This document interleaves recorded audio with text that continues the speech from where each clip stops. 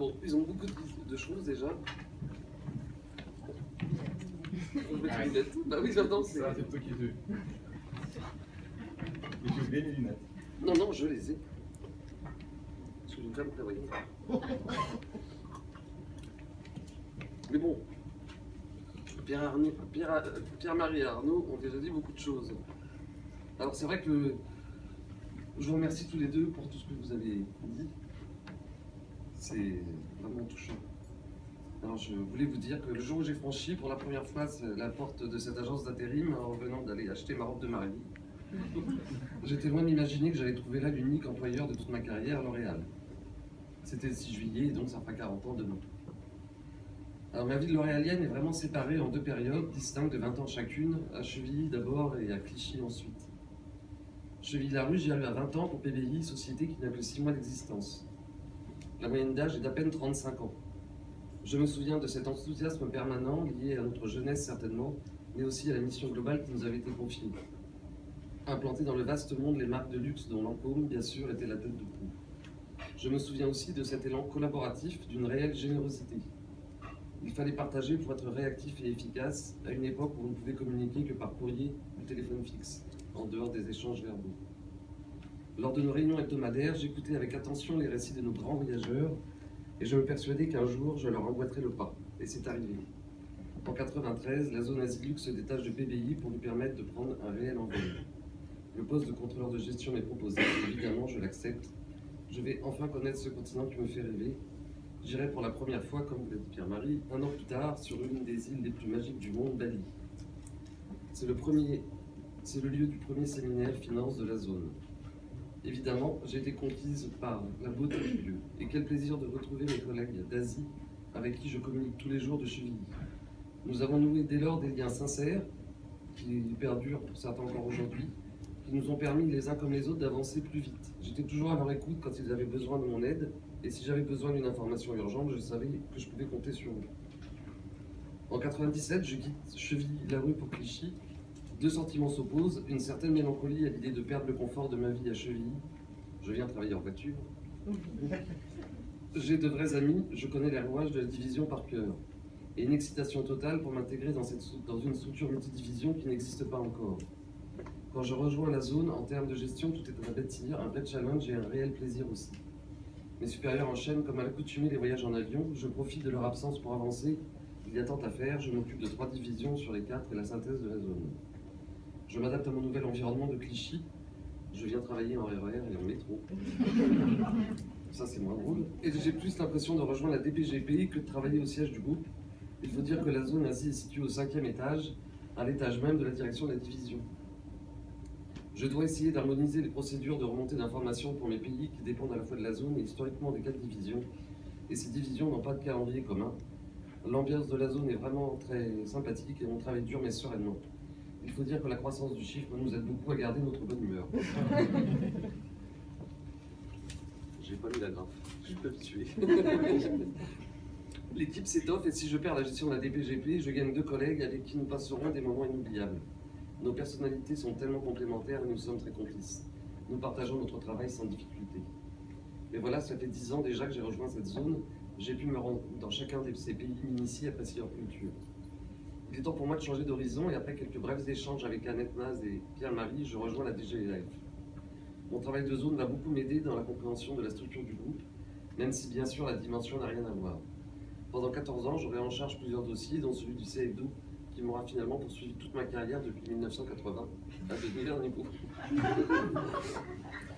Le groupe, durant ces 14 années, est en perpétuel changement, et même si les tâches qui m'ont été confiées en arrivant à ce poste existent toujours, les méthodes de travail n'ont vraiment plus rien à voir.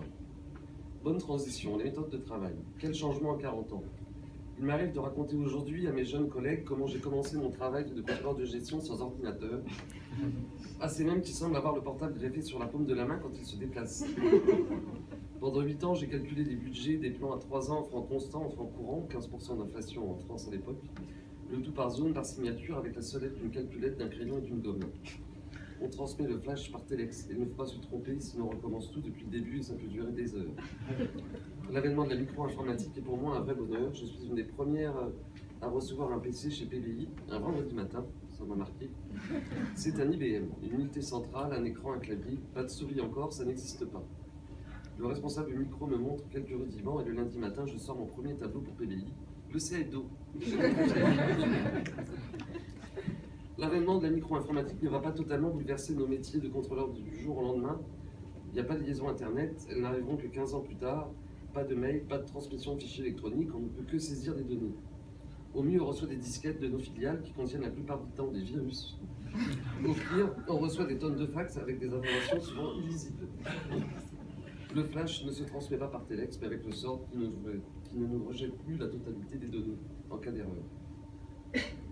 Je quitte Cheville-la-Rue en ayant une messagerie avec l'Asie et j'arrive à Clichy où la liaison n'arrivera que quelques mois plus tard. Nous serons tous connectés à Internet après 2001. Quand j'arrive à la DGF, le groupe est toujours sur PC Express pour le flash et le budget. Dès 2004, on parle de normes IFRS et de nouveaux comptes d'exploitation. Il est temps de changer de système et surtout de faire converger la conso et la gestion du groupe. Et cela se fera avec Magnitude. Entre autres, Magnitude va nous permettre de consolider le CFDO, toujours lui, automatiquement, ce qui n'était pas le cas avant, et la gestion des taux extrapolés est vraiment facile. En 40 ans de carrière, je ne saurais dire combien de personnes j'ai rencontrées. Un fil rouge du luxe à la DGF, Maurice Anavi et Annette Maz. Un autre aussi de l'Asie à cette même DGF, Arnaud Legrand. Arnaud, nos routes se seront croisées 2 fois. La première fois sur l'Asie où tu viens remplacer David Morgan. Un peu d'appréhension, la création de la zone avec David s'est vraiment bien passée. J'étais triste à l'idée qu'il s'en aille. Malgré vos personnalités aux antipodes, je me suis bien vite adapté à ta façon de travailler, d'autant plus que tu recrutes Annick Fontaine et Jérôme Gir et que nous formons tous une belle équipe vraiment très motivée. Ensuite, tu pars aux US et j'ai pendant ce temps-là l'opportunité d'être muté à la DGF, où à ma grande satisfaction, tu arrives quelques années plus tard. Il y a 3 ans, tu as l'excellente idée de recruter Johanna, qui insuffle une énergie nouvelle dans notre équipe, qui n'a de cesse notre motivation, notre cohésion. Je ne dépends pas de toi, Johanna, mais nous partageons certains sujets, et c'est toujours avec plaisir que je t'en rends compte. Pierre-Marie, vous êtes moins plus simple depuis près de 14 ans. Attends, laisse-moi dire, Arnaud. Et au grand amusement d'Arnaud, nous vous voyons toujours. Ce qui n'empêche pas nos relations très cordiales, Arnaud. Pierre-Marie. Pendant ces 14 ans, nous avons connu de grandes évolutions sur notre périmètre, comme je l'ai déjà souligné. Votre tempérament calme, réfléchi, avec un trait d'humour, m'a permis d'aborder chaque phase de changement avec aisance. Pendant ces 14 ans, votre soutien était permanent, et même quand j'ai dû traverser des périodes extrêmement difficiles, je me suis senti épaulé. Mes chers collègues, que vous soyez de mon service, de Magnitude, de Compass, des divisions, des zones ou même de certains pays, j'ai lié tellement d'amitié que je ne pourrais citer tout le monde. Mais vous qui êtes présents, ceux qui n'ont pas pu venir mais qui auraient dû être là, je suis si heureuse de vous avoir rencontrés. Nous avons fait des petits bouts de chemin ensemble dans cette si belle entreprise qui est la nôtre. Je suis très fier d'y avoir passé toute ma carrière. Il est temps pour moi de commencer à réaliser ma liste d'envies personnelles. Elle est si longue, je lui rajoute des lignes très souvent. Où vas-tu t'arrêter, me demande Romain. En vrac, j'ai l'intention d'apprécier ma liberté, de profiter de ma famille, de mes amis, de voyager au loin, l'Asie bien sûr, mais d'autres contrées aussi. Mais aussi en France et même à Paris, de voir des expos et non plus uniquement les affiches. Un peu de théâtre, de cinéma, de lecture, de sport, et aussi de me poser dans mon jardin, regarder pousser les fleurs.